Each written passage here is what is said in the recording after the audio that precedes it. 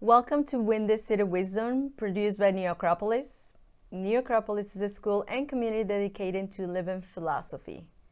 Philosophy that is connected to life. My name is Yadira, a volunteer and student, and with me here is Gilad Sommer, director and teacher at the New Acropolis School in Chicago. Thank you for joining us today. And we like to talk about the winter holiday season and how for many people this is not an easy time. You know, depression rises, loneliness intensifies, and even the celebrations themselves can feel strangely empty. So today, we want to ask, why do we even celebrate? And how can we reconnect to the meaning behind these winter traditions? Mm-hmm. Yadira, this is a good question, and I think what you're saying is very interesting because, you know, if you watch Hollywood movies about Christmas, usually what you see is a lot of happy people and everything is nice. But we know that for a lot of people, this time of the year is actually opposite. It could be a time of isolation, of loneliness. So it's interesting for us to ask ourselves today, what's the point of these winter celebrations? Yeah, and let's start with the basics, right? Mm-hmm. So you said celebrations are universal. Mm-hmm. Every culture, every society has them. Right. It's actually one of the few things we can say that is absolutely universal in human culture and human life. I mean, it doesn't matter where we go, to what time we go, how far we go back in the past, even prehistoric times. We see that celebrations are something that every civilization, every culture has. And it's very interesting. It's a universal element for the human being. And we're talking here about maybe special moments in time where we sort of hit pause on our everyday life and we do something different. You know, we gather with our family or friends, or we even dress differently, or we do a special dinner, special rituals or ceremony, just to say, okay, now for one moment, I'm connecting to something bigger. And bigger how? Well, even our family is bigger than just one person, right? Yeah. But we can talk about to connect to our culture, maybe even our national identity, you know, like the 4th of July. It could be to connect to a certain religion that we share with other people, even in some cases, even to what we can call the human family, right? And I like that idea, right? That these celebrations are that you think are part of something, so you feel part of something else, right? And it could be a cure for that, you know, people feel isolated. Right. So these celebrations could be for that. Right, and a lot of people, like we said before, feel isolated, and the celebrations are actually in some way meant to make us feel less isolated. The problem is that what we don't recognize a lot of times about this feeling of isolation is that it's not so much about physical loneliness. It's not just about I don't have people around me, so I feel isolated. No, you can feel lonely and isolated in the midst of thousands of people. You can feel that. And on the other hand, there are people, for example, I like to be by myself. I don't have any problem. I don't feel isolated. I don't feel lonely when I'm by myself. I think usually when we talk about isolation or feeling loneliness or isolated, it's more about not feeling connected, not feeling belonging, not feeling that you're a part of something, that you have a bigger meaning to your life. Yeah. And also, you often talk about this idea of sacred time. What does that mean? Well, a sacred time, as opposed to profane time, we can say, regular, or regular time, right? Is when a community or even an individual decide, okay, now, like I said before, I'm going to pause everyday life, my routine life, and I'm going to try and access something bigger, something higher, we can call it a higher dimension of meaning, of being. And we can do that through rituals, through symbols, through a certain ambience, even certain fragrance or light or music. And that helps us connect to something that is higher and something that maybe we can call even more essential, more deeper. Mm-hmm. So we're not just talking about old customs, right? No. It's like creating this, even this mindset that it's like a doorway to really feel something, you're connected to something higher. Right. That's at least, that's at least the purpose. Yes. What happens in practice could be different, right? Yeah, because today, I think a lot of people have, like the celebrations really have lost their soul of the celebration itself. Right. You told me that when you were a kid, you really didn't like the celebrations, right? Yeah, because I didn't understand the meaning of the celebrations. Of course, we had, we pause, we dress up, but when you're a child, and maybe I'm not a very regular child, because I was thinking about why even do I have to do this? Right. Yes, I like the presents, I like that, but it's like I don't understand. Right. Why do I have to do this? It could be that already as a child, maybe you didn't know how to put it into words, but already as a child you recognize, okay, something is missing. And today a lot of times what we have from the celebrations is only the outside, the shell, the cover, it's like getting a gift for Christmas. It's wrapped very beautifully with the ribbon and everything, and then you slowly open it, and then you see an empty box, right? So this a lot of times what remains of the celebration. It's like we celebrate it only on the social or the commercial level, or I would say not even social, culinary, I would say. It's all about what we eat. It's the food and buying, right? I mean, and the food is great, right? But the thing is, it's not the only thing about it. So right now, we shop, we eat, and that's about it. Right. So we sort of chucked out the essential, and we just stayed with the covering. We just stayed with the superficial elements, which may have certain meaning, but we forget about this meaning. I remember when I just moved to the United States about 12 years ago. I moved here from Israel, and I remember that I got a culture shock when I saw the words Memorial Day sale, because in Israel, Memorial Day is a very somber day. You hear sad songs all day on the radio, and there's a siren where everybody just stops whatever they're doing and they stand in silence for a minute. And suddenly to see something like a Memorial Day sale, it seems to me like, wow, we've lost completely the meaning of what is Memorial Day. What is the meaning? Oh, they died for you, now you can shop. I don't think that makes sense. You might be in the mood to shop, right? Yeah, I mean, we're guilty about that. Here it looks like we find every opportunity to make those dates a commercial opportunity. Right, everything becomes an opportunity to consume. And with philosophy, with living philosophy, we are trying to turn these opportunities to consume into something a little bit more meaningful, to bring more depth, maybe an opportunity to reflect, to contemplate.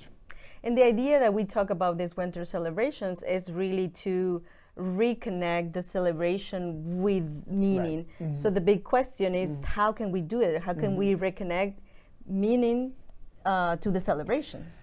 So I would say we need to reconnect with the symbols, to reconnect with the rituals of the celebrations, not to do them in a mechanical way, in an automatic way, in a robotical way, but to do them with awareness.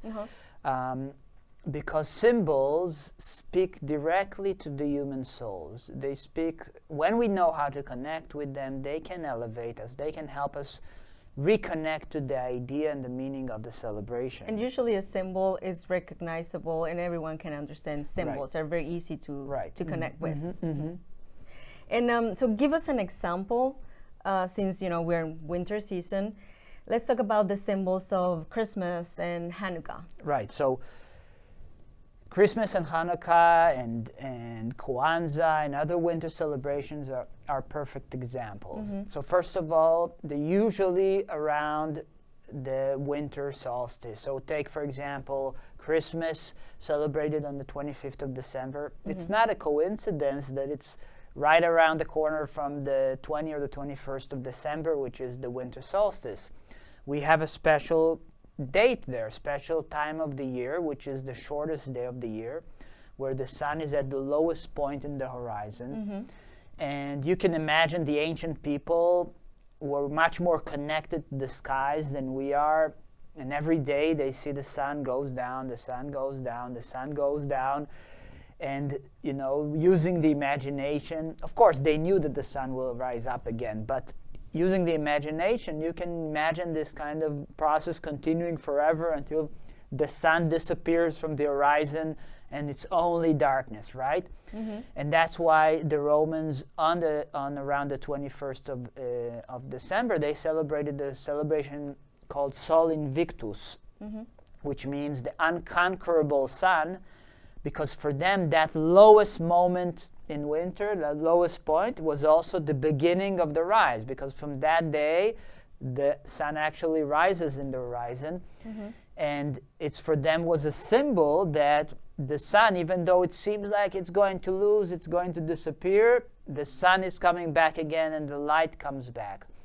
And it's not a coincidence that we see also this symbol of light in Christmas and Hanukkah. So what is darkness? When we talk about darkness, what could it mean? So darkness could be ignorance, like fear, right? Uncertainty. Right. Usually when we talk about dark, you know, the dark side, it's always something evil, right? It's always something bad. Although darkness could also be something that is not necessarily bad, which is it could symbolize the mystery, those things that we don't know, right? It's like opening the door to a dark room. You don't know what's inside. It's dark. Darkness is mystery. It's also related to death because of that, because for us, death is maybe the biggest mystery of all. We all ask ourselves, what's going to happen, right? And when it's dark, what do we usually want to do? We turn on the light. Right. And we see that, you know, Christmas, you put lights all around in the streets, in the windows. I really love in Chicago where you walk around and around the Christmas time and you have these gates of lights and the lights in the windows and on the stairs. And the trees, they look beautiful. No leaves, but they have have a special right the lights. And that's an interesting thing in Christmas and also in Hanukkah. What is the main ritual of Hanukkah? You start the first evening lighting one light, and then the second you add another light. You have 2 candles and then 3 candles. So this symbol of light growing. And what I really like about it also is that it tells you, okay, it's dark, but who is going to turn on the light? Is it somebody else going to turn on the light for you? No, you are the one who is going to turn on the light. Maybe you're a small candle, maybe you only have a small candle, but still in the darkness, a small flame is very powerful. And you can light up another candle, right, to someone else, so to share the light. Absolutely, that's another idea we find, right? So, and that's beautiful about this transmission of fire. I have one candle, but I can light another candle, and this candle can light another candle. And I don't have to give you my light. It's just I share my life, my light with you. I don't lose it. I give it to you, and I still have it. And it's very interesting, these symbols, because I think if I have known this, when I was a child, if my someone have taken the time to tell me this, my experience with the celebrations would have been better, different, and probably with more religious upbringing, more religious families, they probably, I don't know, they probably put more emphasis on that. But I want to also say that even though Christmas is a Christian celebration, although less today, and Hanukkah is Jewish, I think that these symbols do not belong to any specific religion. They don't belong to any specific culture. The light and the darkness doesn't belong to a specific culture, and it also predates, all these symbols predates these specific celebrations that we have today. These are universal symbols that everyone can connect to. It's like attached to human experience. Right, Yeah. it's a part of the human experience. It's observation exactly. of nature. That's where the symbols come. Absolutely, yeah. What about the evergreen tree? The evergreen tree. So that's another beautiful symbol from Christmas. It's not only about taking the presents from below the tree. It's not just about the gift, right? Yes. This is actually a very beautiful symbol, but also we have to say predates the Christmas tradition. And when you think about it, what does it symbolize? So when we look around us in the winter, what do we see? Oh my God. Skeletons of the trees. What are the two colors? Gray, white, gray and dark, white. like no color. Right. So in one hand we have the trees that look like they're dead. On the other hand, you have the uniformity of snow, white, which is beautiful, but also it's uniform. Everything is the same. There are no different colors like spring or summer. It's all one. So it's very much about death, right? And it feels like nature is dead. But at the same time, we have this tree in our house or wherever we have it, and it's green. Yeah, and we have some trees around in nature that still are green. And this idea of evergreen tree, for me, it's sort of this connection to the idea that even though there are cycles in life, things that go up and down, life and death, we have moments of joy, we have moments of pain, we have moments of victory, we have moments of defeat. But even though we go through these cycles, there is something inside of us, like the evergreen tree, that doesn't change, that doesn't lose its vitality, its vigor. We go through life, we were children, we were youth, we were adults, maybe we are older, but there is something inside of us that keeps on going despite the cycles. And I think that's a very I like that beautiful because symbol. even though physically we change, Right. Our body changes, our mind, but it's interesting and also hopeful to remember that you have your evergreen tree inside. Right. I think that's very hopeful because it tells you that first of all the cycles come and go, and try not to get thrown away completely by these cycles, because as bad as it is right now, it's going to pass. Yes. It's definitely going to pass. Yeah, the sun will rise up again, right? So, and also it teaches humility, because you can also look at it from the other perspective. As good as it is right now, that's also going to pass. It's not going to be forever. You can't succeed forever. You can't win forever. You can't have just success. No. Or be in this hyper Right. mode of happiness the entire time. Right. We think if we are happy, it's going to last forever. No, maybe, tomorrow things can change. But if you connect to that evergreen tree inside of yourself, you're not going to be moved so much by these cycles, right? So when you understand these symbols, the tree suddenly becomes something more than Right. decoration, than, Right. go and Exactly. get the presents. And so if we circle back, why do we need the celebrations? Well, we can speak about, or I can mention 3 things, although there are many things we can talk about. But one thing we mentioned is connection. So these celebrations help us to connect to others, to other people, and that's why a lot of times these celebrations are done in a group. Yep. They can help us connect to something bigger than ourselves, as we mentioned, our culture, our people, our hopefully maybe even humanity. Yeah.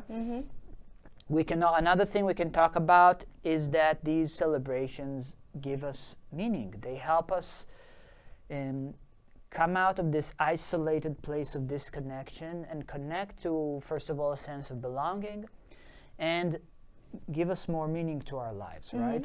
And finally, like we said, hope.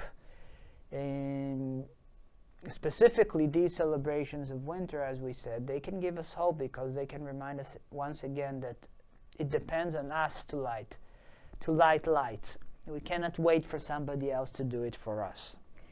And when they become empty? the celebrations? You're asking when, or what happens when they become empty? Yeah.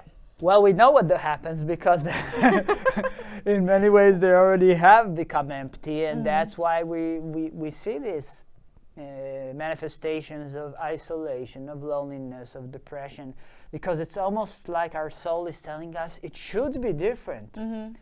And especially in these moments, we feel like something is missing, and our soul is like clamoring for meaning, but we don't know where to find it. And a lot of time it leads to this kind of very empty kind of celebrations that are only based on food and shopping, like we said, right? It's like we're going to do that because it's on the calendar. Exactly. That's it. It's like something else to do. And so to reclaim the subject, let's end with something practical. Okay. What can someone watching right now can do at home to really reconnect with this meaning of the season? It's a good question, because always we try to make philosophy practical. We want to make it something that can affect our everyday life. That's our approach to philosophy. So the first thing we can start with is investigation. So investigation, I don't mean just in the sense of Googling it, Wikipedia, ChatGPT. I mean, try to reflect about what is the meaning of this symbol, of that aspect of the celebration. There are aspects that have no meaning whatsoever, and they were added by some kind of historical accident, but a lot of these elements that we have in the celebrations do have meaning, and it's up to us to reflect and to ask, what does that mean to me? What does this candle and light and fire mean to me? Or what does it mean as a universal symbol? This tree, as we mentioned, and all the other symbols that we have in different celebrations. The other thing we can do is to try to find a way to make the celebration our own, by adding maybe our own kind of variation or personal ritual. So, for example, in one of our last classes, we celebrated Thanksgiving, and we did this kind of maybe we can call it a ritual. It's not necessarily a ritual, but where pairs randomly sort of gave each other words of gratitude. They just expressed, they randomly met in a circle, and then they said, okay, I'm grateful to you because of this and this and this. And usually in our everyday life, we don't stop and say to another person what we're grateful for. And this was very special. It was very special because people felt that they could express something they had. And it was very special because people felt seen and acknowledged. Yeah. And I really enjoy this practice. And I'm thinking about, now that I'm going with my family, spending the time, to do like a special, different Secret Santa, right? Because instead of giving physical present, like you still could do it. I mean, I'm going to probably do it. But think about what we did, like you give something to your brothers, sisters, like what are the things that you like about them, or something that they did that they impacted you. It's like having I think that's a great idea. I think that it also touches this idea of gifts and Christmas. Yeah, gifts are important, but we forget why am I giving a gift? Is it because, okay, there's a list I have to check? And the gift has to be an expression of a sentiment, And you're right, you're absolutely right that giving doesn't have to stop on the physical level. I actually think that there are more subtle forms of generosity that may be more meaningful. If you get another thing to add to your shelf that you don't need, I mean, instead of that, if you get some words of encouragement, of gratitude, of acknowledgement. Or even if someone needs to be listened to, right?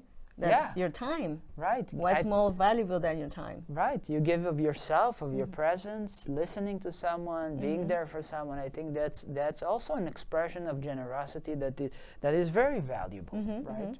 So I really like these ideas. I really think I'm trying to think what would have been, my celebrations knowing this. And well, we can't change the past, but we can change the future. So I'm trying a new thing, like they call self-parenting. So I'm trying to do that. Fixing my broken things. So celebrations, they don't have to be an escape from life, right? They can be really a doorway back into life. Right? If we approach them with a certain attitude of awareness, of reflection, absolutely. I think that coming to life with this attitude can make a lot of positive changes in our lives in general. Yeah. And to understand that they are not only there in the calendar for no reason. Right, absolutely. Well, thank you so much for this conversation. To everyone watching, may this winter season bring you more than just gifts and errands. May it bring meaning, connection, and a little more light in the darkness. Meanwhile, feel free to check our website. It's www.nachicago.org. And our social media presence, you can find them at New Acropolis at Facebook, Instagram, and YouTube. And well, see you next time on Win the City Wisdom by New Acropolis Chicago.